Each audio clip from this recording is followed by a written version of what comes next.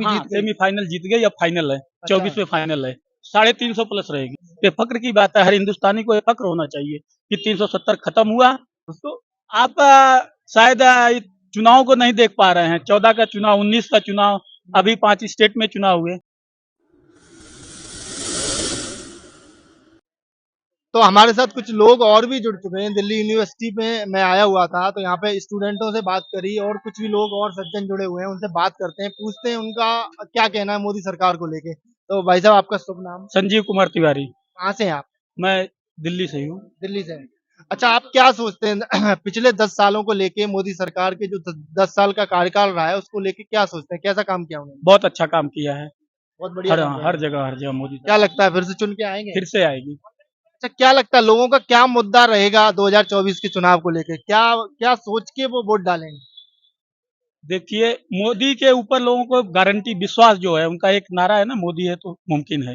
ये लोग, यही एक सबसे बड़ा है। मोदी के ऊपर सब कुछ, राहुल के ऊपर विश्वास ही नहीं लोगों को। हुँ, अभी आप देख लिए, राजस्थान में चुनाव हुए, छत्तीसगढ़ में चुनाव हुए, हुँ, मध्य प्रदेश में चुनाव हुए, हुँ, वहाँ क्या जी, स्थिति हुई। हुँ, सारे आंकड़े झूठे हो गए छत्तीसगढ़ को लेके। हुँ। और वैसे ही हर जगह देखिए, यूथ मोदी के साथ है। लेकिन विपक्षी हमेशा कहता रहता है कि मोदी सरकार रोजगार के मामले में फेल हुई है कहीं न कहीं। आपको क्या लगता है? नहीं, रोजगार दे रही है जितना है। सरकारी नौकरियां कितनी हैं? 1% ही है ना, लिमिटेड है, हाँ। लिमिटेड है। तो हुँ, लिमिटेड लोगों को ऐसा थोड़ी है कि सबको, और सर सब हम लोग सब है रोजगार में ही है। मतलब आप ये कह रहे हैं रोजगार के साधन बढ़े हैं अब पिछले बड़े 10 सालों में। बड़े हैं। अब अच्छा। देखिए, विपक्ष का काम ही है सरकार की कमियों को दिखाना। हुँ, विपक्ष तो सरकार की कमियों को दिखाएगा, हुँ, सरकार की अच्छाइयों को नहीं दिखाएगा। हुँ, विपक्ष को ये भी तो चाहिए, सरकार ने ये काम किया है, हुँ, हम इसको भी दिखाएं। हुँ, मोदी जो अच्छी चीज कर रहे हैं उसको भी दिखाना चाहिए। हुँ, यूथ को आगे बढ़ा रहे हैं, प्रोत्साहित कर रहे हैं, उसको भी तो विपक्ष दिखाए। अब राहुल गांधी कभी मंदिर जाते हैं, कभी मस्जिद जाते हैं, कभी कहीं जाते हैं। अरे, आपको यही नहीं फिक्स हो पा रहा है, आप कहाँ जाओगे, कहाँ नहीं करोगे। एक तरफ रहो ना। हुँ। आप हमको कह रहे हो कि हम हिंदुत्व है, हिंदुत्व। आप तो कह रहे हो कि हम मुस्लिम मुस्लिम। आप अगर एक तरफ रहोगे तो आप एक तरफ ले जाओगे वोटिंग। आज यूथ यूथ की बात करो ना।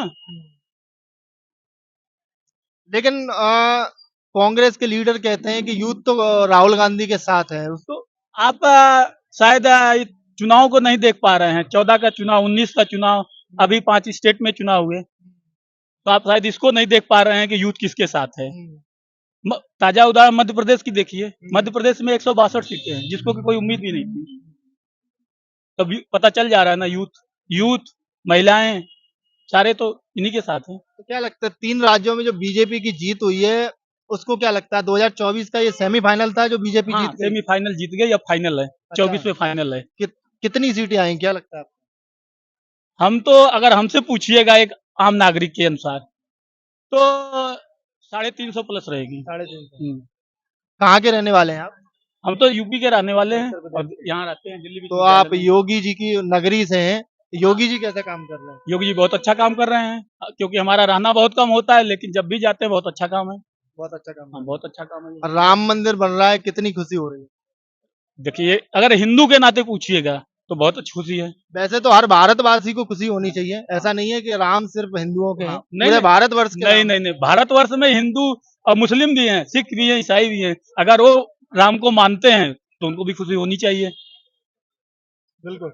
अगर अगर एज ए हिंदू हुँ, मैं राम को मान रहा हूँ, तो अगर एक मुस्लिम, अगर मैं अल्लाह को मानता हूँ हिंदू होके, अगर हुँ, मैं मस्जिद जाता हूँ, हुँ, मजार जाता हूँ, हुँ, तो मुसलमान को भी हमारे मंदिर में आना चाहिए। बिल्कुल। हम उनको हंसी खुशी से वेलकम करेंगे। हुँ। लेकिन वो आना ही नहीं चाहते हैं, तो पर यहाँ कैसे? तो एक तरफ़ा हो जाता है ना? हाँ, तो नहीं नहीं, हम तो जाते हैं ना। हुँ, हम तो उनको बुला रहे हैं, हुँ, उनका वेलकम कर रहे हैं, लेकिन वो नहीं आना चाहते हैं। अब आप कैसे कह रहे हैं कि राम तो पूरे सबके हैं? आप अपने मन से कह रहे हैं ना, हुँ। लेकिन वो मान ही नहीं रहे हैं।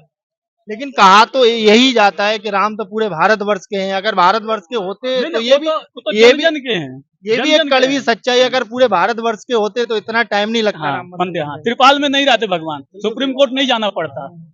हमको सुप्रीम कोर्ट नहीं जाना पड़ता, बहुत पहले ही मंदिर बन गया होता। तो क्या लगता है बीजेपी जो राम मंदिर के नाम पे ये बोल रही है कि राम मंदिर उन्होंने बनवाया है और उसके नाम पे अगर वो 2024 में वोट मांगती है, तो क्या इसमें गलत है? विपक्ष कह रहा है ये तो बहुत गलत कर रहा है, राम नहीं, तो इसमें सबके क्या हैं। गलत है? इसमें गलत क्या है?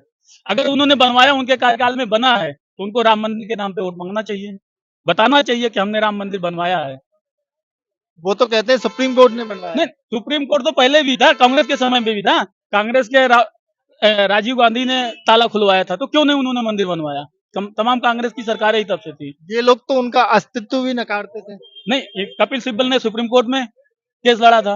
अगर आप ही की बात कर रहा हूँ, आपने कहा था कि पूरे भारत के राम हैं। अगर पूरे भारत के राम होते तो कपिल सिब्बल लड़ते ही नहीं, इसका मतलब उनके राम नहीं है। एज ए वकील वो लड़ रहे थे। लेकिन अगर उनको ये भी तो मानना चाहिए था बाहर आके कि नहीं, राम हमारे हैं, हम राम को मानते हैं। जिस तरह से उनके प्रमोद कृष्णन जी कहते हैं कि हम सनातनी हैं, राम हमारे हैं, तो उसे कपिल सिब्बल को भी कहना चाहिए कि राम हमारे हैं, राम हमारे आराध्य हैं, कहना चाहिए उनको ना। तो 2024 में ये भी एक बड़ा मुद्दा हो सकता है राम मंदिर। हाँ, राम मंदिर मुद्दा रहेगा। पब्लिक इस पर वोट देगी। इसी पे तो वोट देगी पब्लिक। अच्छा। धर्म के नाम पे ही आप भी, हम भी, कोई भी इनमें से जितने भी जाते हैं, और कोई मंदिर मिलता है तो सर ऐसे झुकाए लेते हैं। झुकाते होंगे आप भी। आप अगर हिंदू हैं या किसी भी धर्म के हैं, आपका जो धर्म है, जिस मजहब के हैं, उसकी अगर वो पूजा स्थल आता है तो उसे झुकाते हैं। तो धर्म तो सबके लिए है ना, और तो सब धर्म पे करेंगे। क्या लगता है, मतलब इस देश में अगर वोट मांगने अगर कोई पार्टी जाती है तो क्या उसको डेवलपमेंट के नाम पे मांगना चाहिए या धर्म पे या दोनों के नाम पे, डेवलपमेंट के नाम पे ही नहीं मानना चाहिए। पहले प्राथमिकता डेवलपमेंट होना चाहिए, रोजगार होना चाहिए। क्योंकि रोजगार और विकास अगर ये नहीं रहेगा तो आप मंदिर के नाम पे भी मांगेंगे कि हमने काम किया। जो हम काम किए हैं उसको तो करेंगे, हम बताएंगे ना हमने क्या काम किया है। अगर जिस तरह से हम विकास में, उसको भी हम जोड़ सकते हैं कि हमने विकास के नाम पे एक मंदिर भी बनवाया है, हमने हॉस्पिटल में भी बनवाया है, हमने रोजगार भी दिया है, हर चीज के। कश्मीर की कितनी बड़ी समस्या थी, आए दिन वहां पे आतंकवाद से जूझ रहा था पूरा कश्मीर। आज कश्मीर में शांति है एक तरीके से, लाल किले पे अब कोई भी जा सकता है, तिरंगा फहरा सकता है। इस बारे में क्या सोचते हैं? हाँ, लाल चौक पे सब झंडा, एक समय था कि लाल चौक पे लोग झंडा फहराने के सोच नहीं सकते थे। आज वहाँ 15 अगस्त को झंडा फहराया जाता है, जनगण मन हमारा राष्ट्रीय गान होता है, और लाल चौक पे तिरंगा हमारा फहर रहा है। ये बहुत बड़ी एक और कामयाबी मानते हैं। सबसे बड़ी कामयाबी है। और एक देश में एक ही झंडा होना चाहिए, दो झंडा नहीं। एक देश में एक संविधान और एक ही झंडा, वो है तिरंगा। तो ये थे भाई साहब हमारे साथ, इन्होंने काफी साफ साफ शब्दों में बताया कि मोदी सरकार किस तरीके से काम कर रही है, डेवलपमेंट और राम मंदिर दोनों का समावेश लेके, दोनों को लेके आगे बढ़ रही है, और 2024 में दोनों मुद्दों पे वो वोट मांगेगी। तो हमारे साथ कुछ और भी लोग हैं, अगर कोई बात करना चाहे तो एक बार प्लीज आ जाइए। तो हमारे साथ एक और भाई साहब जुड़ गए हैं, इनसे पूछते हैं। भाई साहब आपका नाम? मेरा नाम शैलेंद्र आजाद त्रिपाठी है। अच्छा। मैं आजाद मंच का जनरल सेक्रेटरी हूँ। अच्छा, कहाँ से हैं आप? मैं जन्मभूमि मेरी प्रयागराज है और कर्मभूमि दिल्ली है मेरी। अच्छा। और मैं सोशल एक्टिविस्ट हूँ, हाँ।